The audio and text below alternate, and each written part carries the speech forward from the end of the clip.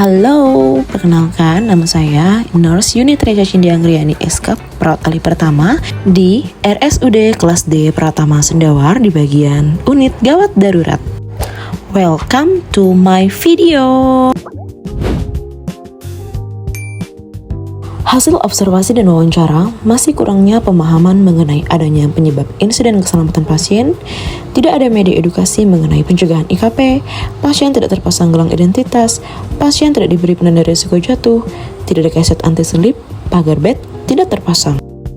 Hal ini menunjukkan adanya underreporting dan kurangnya kesadaran, sehingga saya sebagai penulis mengangkat isu masih terdapatnya potensi insiden keselamatan pasien yang kemudian diangkat menjadi judul aktualisasi pengendalian potensi insiden keselamatan pasien UPTD RSUD Kelas D Pratama Sendawar.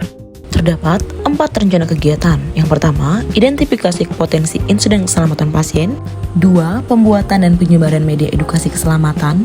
3. Edukasi langsung atau melalui video edukasi. 4. Evaluasi hasil edukasi pengendalian potensi insiden keselamatan pasien dengan 6 SKP. Kegiatan pertama. 1. Mengkoordinasi dengan penanggung jawab UGD dan tim mutu keselamatan pasien terkait pelaksanaan identifikasi. 2.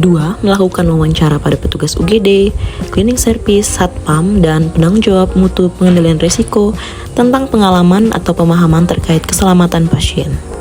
3. Mengidentifikasi area yang berpotensi menyebabkan IKP. Kalau dia keluar dari WC ini nggak ada kaset, makanya kan licin lantainya. 4. Mengumpulkan data melalui laporan insiden atau catatan mutu pasien. 5. Melakukan analisis dan menentukan prioritas risiko serta rekomendasi tindakan preventif. 6. Membuat dan menyebarkan kuesioner sebagai evaluasi pre dan post kegiatan. Output kegiatan 1. Tersedianya daftar potensi risiko IKP di ruang UGD sebagai dasar kegiatan edukasi dan pencegahan.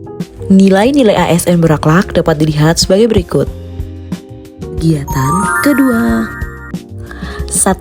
Mengidentifikasi topik edukasi terkait keselamatan pasien dari daftar potensi risiko IKP. 2. Mengumpulkan data SOP panduan dari tim keselamatan pasien RS dan Kemenkes sebagai bahan penyusunan media. 3. Melakukan koordinasi dengan kepala ruangan untuk memastikan materi sesuai standar rumah sakit. 4. Membuat desain media edukasi, poster, PowerPoint, leaflet, dan video tentang pengendalian IKP dengan 6 SKP. 5. Memasang poster di area strategis UGD dan mengupload video edukasi. Output kegiatan 2. Media edukasi keselamatan pasien yang terpasang dan digunakan di ruang UGD. Video edukasi yang sudah diupload di sosial media mendapatkan respon positif dari masyarakat karena dianggap mampu memberikan informasi yang sangat mudah dipahami. Selain di Instagram, video juga sudah diupload di channel YouTube. Jangan lupa like, comment, and subscribe ya. Dan yang pasti, video sudah ditayangkan di area tunggu rumah sakit. Leaflet juga tersedia di UGD. Boleh sekali diambil dan dibaca. Kemudian informasinya dibagi ya. Nilai-nilai ASN berakhlak sebagai berikut. Kegiatan 3. 1. Menyiapkan undangan edukasi dan media edukasi berdasarkan hasil identifikasi risiko IKP, seperti mengambil nomor surat dan membuat undangan. 2. Memberikan edukasi secara tatap muka dengan media PowerPoint dan leaflet. 3. Menyampaikan materi langsung pada petugas, pasien, dan keluarga dengan bahasa sederhana atau komunikasi teraupetik. Kegiatan edukasi ini dilakukan secara berkala karena mengingat petugas yang bekerja sesuai jadwal shift, pagi, siang, dan malam. Selain itu, edukasi yang dilakukan kepada pasien dilakukan ketika ada pasien yang datang. Sehingga kegiatan edukasi yang dilakukan berdasarkan jumlah pasien, tetapi tidak semua pasien bersedia untuk direkam, namun bersedia untuk menerima edukasi. 4. Lakukan tanya jawab untuk menilai pemahaman. 5. Mencatat kegiatan edukasi dari rekam medis dan menyimpan bukti pelaksanaan. Output kegiatan 3. Terlaksananya edukasi pengendalian insiden keselamatan pasien.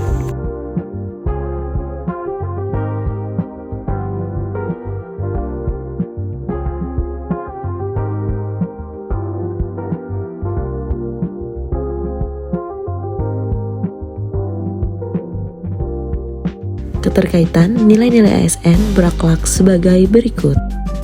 Kegiatan 4. 1. Mengumpulkan seluruh data pelaksanaan kegiatan, termasuk hasil identifikasi resiko dan media edukasi. 2. Menyebarkan kuesioner evaluasi post-test secara fleksibel setelah edukasi. Kuesioner juga disebarkan melalui grup WA dan personal chat kepada penanggung jawab. Hal ini dilakukan untuk mendapatkan evaluasi secara menyeluruh, karena sebagian mengikuti edukasi melalui video. 3. Memonitor kuesioner yang telah diisi, kemudian memeriksa kelengkapan dan jawaban. 4. Melakukan rekapitulasi dan analisis hasil jawaban peserta. 5. Menyusun laporan hasil evaluasi implementasi kegiatan aktualisasi. Pencegahan IKP juga dapat dilakukan dengan memasang keset anti-selip. Hal ini dilakukan untuk mencegah terjadinya jatuh akibat lantai yang licin. Selain itu, penggunaan gelang identitas pasien dan penanda resiko jatuh harus selalu digunakan. 6. Menyampaikan hasil laporan dan rekomendasi bersama kepala ruangan dan tim mutu. Rekomendasi: edukasi 6 standar keselamatan pasien dilakukan secara berkala, disertai monitoring kepatuhan petugas dan pasien, serta evaluasi secara rutin sebagai dasar peningkatan mutu berkelanjutan. Output kegiatan 4 terdapatnya hasil rekapitulasi data pre dan post test.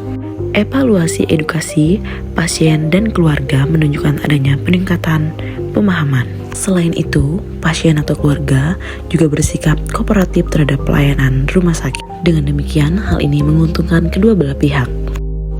Kemudian, edukasi petugas. Di sini sangat tampak jelas bahwa terjadi peningkatan.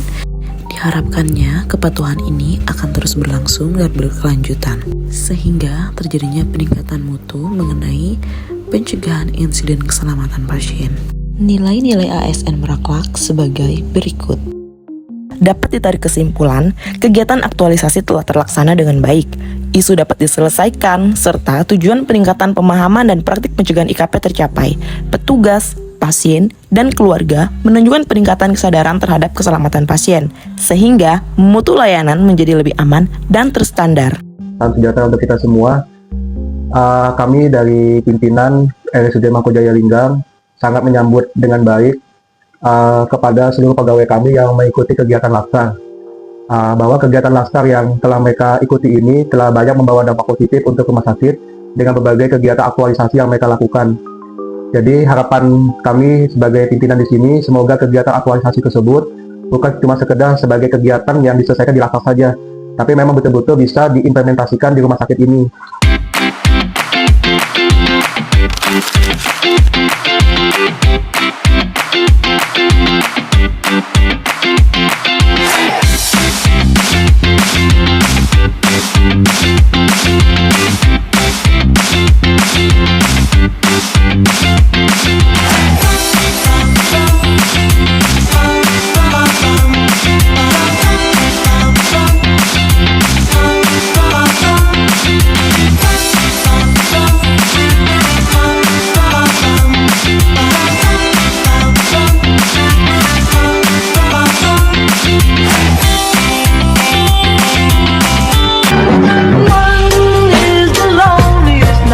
that you